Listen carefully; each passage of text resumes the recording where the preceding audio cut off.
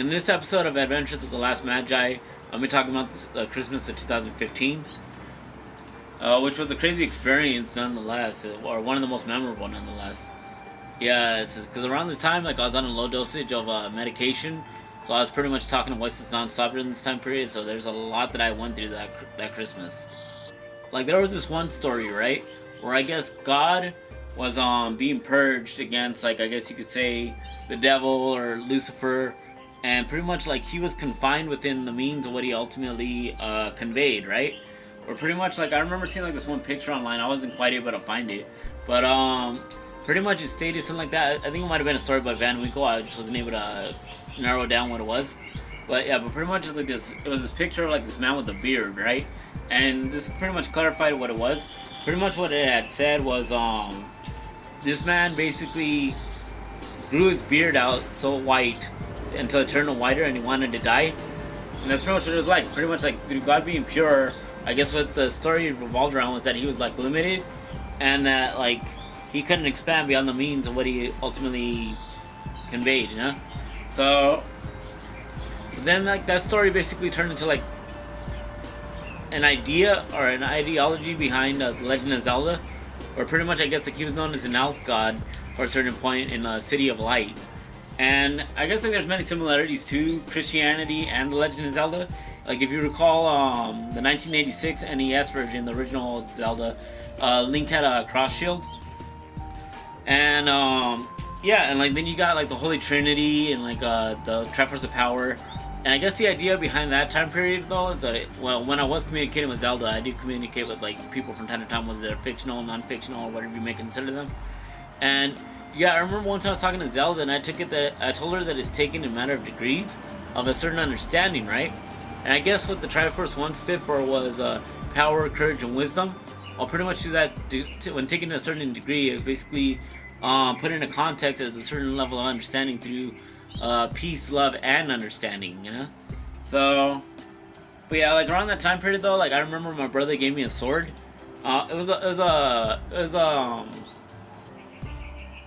It was like a styrofoam sword, or it's a foam sword.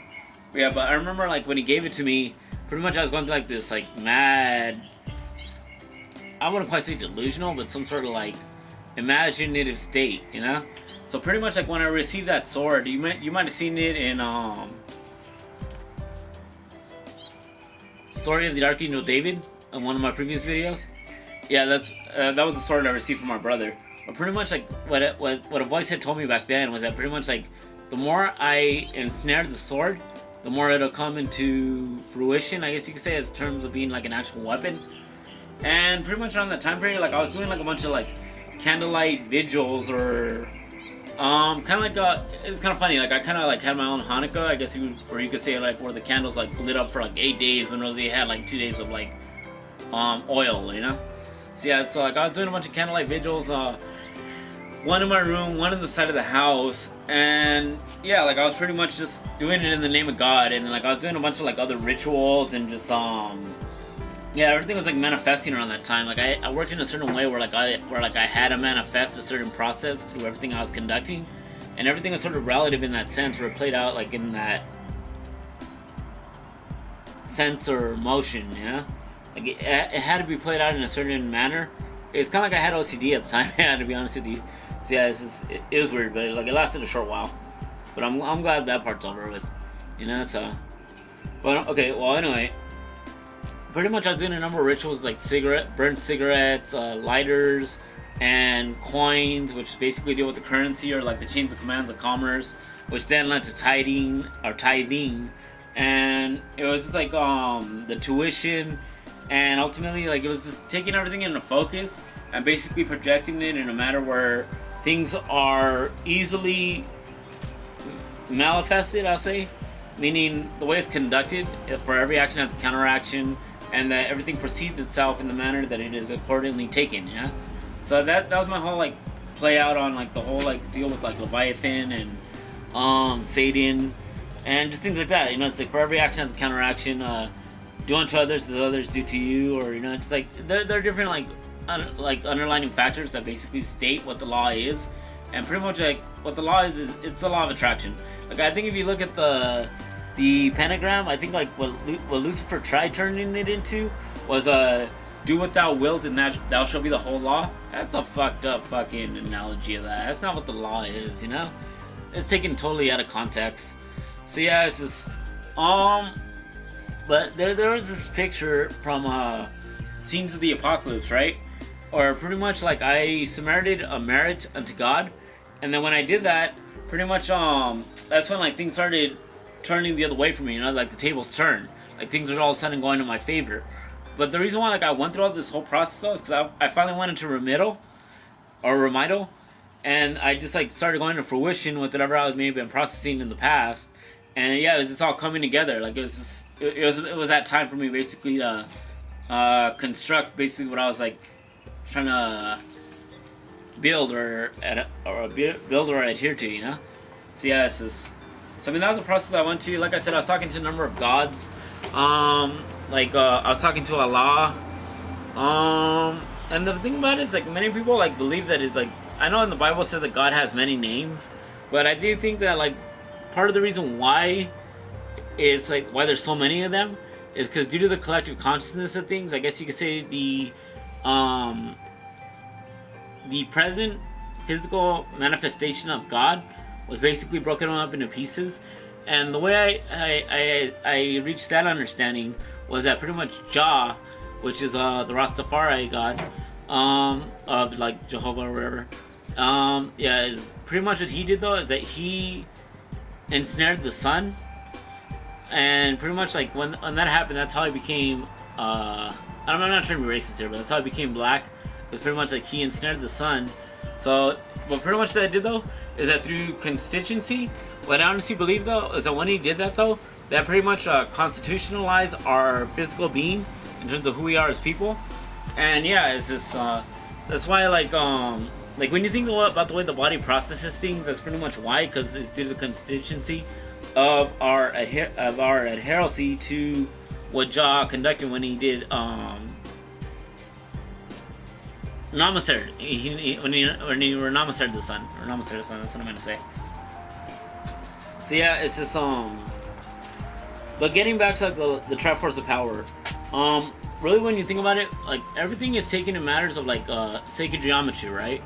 And it's based off its cornerstone to basically transmit the receptors that basically allow us to visually and willingly adhere to, in terms of how we conduct ourselves in the manner which precedes us, you know. So yeah, it's just yeah, it was a crazy time period. It was a really crazy time period. I look back at it with a certain fondness. I kind of wish, like at times, I kind of wish I was more delusional, to be honest with you, because I mean, it's just like it really builds up the imagination and kind of keeps things dream-worthy and just, you know, it kind of gets you to aspire to other things. So, but what else?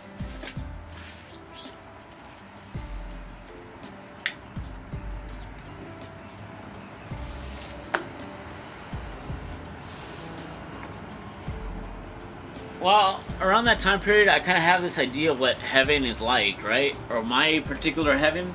And pretty much, like, my idea of heaven is that it all revolves around a matter of, like, a certain level of inception, right? Where pretty much you consciously develop your own paradise.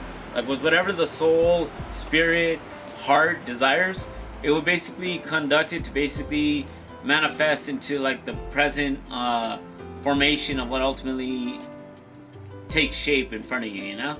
So yeah, it's all based off intentions and things like that, or your truest of intentions. But pretty much like I had this idea about it's all enclave within harmony, as harmony is our alpha and omega. And yeah, it's just, you know, like it's well in timed in terms of living in tune with the moment, and basically, yeah, just like carrying yourself in a manner that basically attires the will and consultation of another, you know. It's just yeah,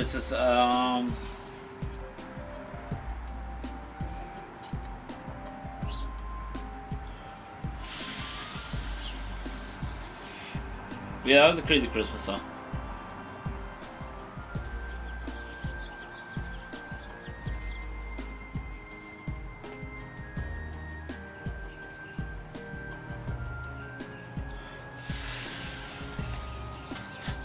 Well, I guess I'll refer to this as segment 1 of the Christmas series, or Christmas 2015 series. My mind's a little scattered right now, so it's kind of hard to capture everything that happened, because I mean, this is like non-stop. It was like an all-day thing for about like a month, you know? So yeah, like a lot happened around that time period, so I'll refer to this as segment 1. But yeah, that was one of the stories I basically endured, which was the Legend of Zelda part of it. But yeah, then there was this other part where pretty much Link turned on me, or a different Link, because I honestly do believe I am a hero of time. I'm more like the 1986 version, or brunette version, yeah. But like I was born in '86. My birthday is May 13, 1986. So yeah, I mean, I do think there are a lot of similarities between me and the game, believe it or not. But yeah, but I guess for a while Link did turn on me. Like there was this girl I was kind of infatuated with for like the longest time. Her name was Hannah, and pretty much like yeah, like it's like as much as like as a blessing or as much as a thrill it was to endure the Christmas, that particular Christmas around that time period, there was a lot of like naysaying and just negativity and just bad thoughts, you know, just bad thoughts all around. And yeah, pretty much like there was a Link that did turn on me, and yeah, it's just like he was basically tormenting me. But yeah, just whatever. It's done with. It's done with. So whatever. Yeah, just for whatever reason he was jealous and fucking took it out of me. But yeah, whatever. Whatever though.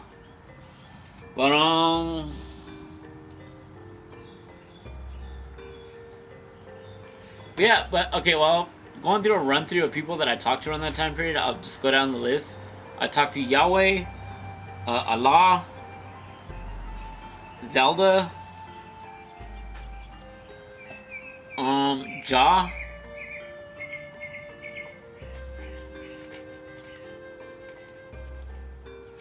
Jehovah, Jesus, Jesus' crazy uncle,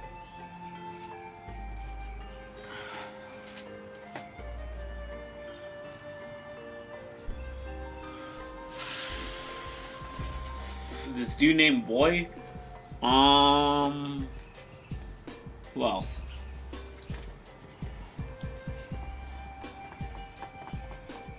This guy named Lamar, like he was a pretty cool dude. He was like a biker.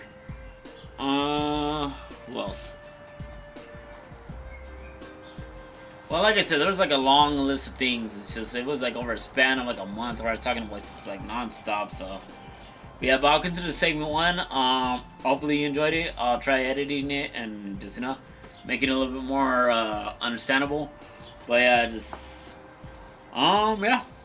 Hope you enjoyed it.